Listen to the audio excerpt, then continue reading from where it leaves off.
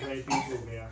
अंततः उसने उस पतिव्रता के साथ जाकर उस मगर को यमलोक को पटा दिया और उसके पति को दीर्घायु होने का आशीर्वाद दिया। उसी दिन से करवा चौथ मनाई जाती है और व्रत रखा जाता है। हे करवा माता, जैसे तुमने अपने पति की रक्षा करी, ऐसे ही सबके पतियों की रक्षा करना। यह व्रत कार्तिक लगते ही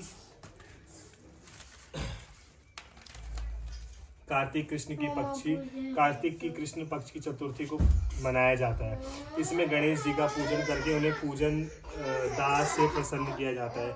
इसका विधान चैत्र की चतुर्थी में लिख दिया है, परंतु विशेषता यह है कि इसमें गेहूं का करवा भरकर पूजन किया जाता है और विवाहित लड़कियों को चीनी के करवे पीहर से भेजे जाते हैं। इसमें निम्नलिखित कहानियां सुनकर चंद्रोदय में अर्घ्य देकर व्रत खोला जाता है। तथा एक साहूकार के 7 लड़के और एक लड़की की है। सेठानी के सहित उसकी बहुओं और बेटियों ने करवा चौथ का व्रत रखा था।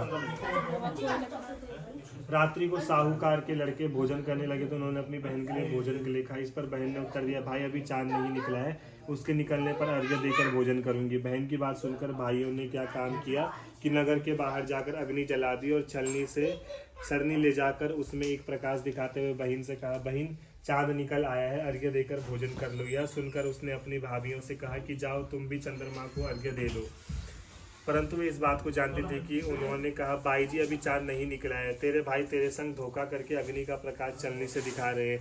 भाभियों की बात सुनकर भी उसने कुछ ध्यान न दिया। वह भाइयों द्वारा दिखाए गए प्रकाश को ही अर्घ्य देकर भोजन कर लिया। इस प्रकार व्रत भंग करने से गणेश जी उस पर अप्रसन्न हो गए।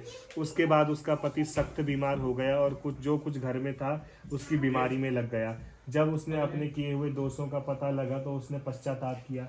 गणेश जी की प्रार्थना करते हुए विधि विधान से पुनः चतुर्थी का व्रत करना आरंभ कर दिया। श्रद्धानुसार सबका आदर करते हुए सबके आशीर्वाद ग्रहण करने में ही मन को लगा लिया। इस प्रकार उसकी श्रद्धा भक्ति सहित कर्म को देखकर भगवान गणेश उस पर प्रसन्न हो गए और उसके पति को जीवन दान दे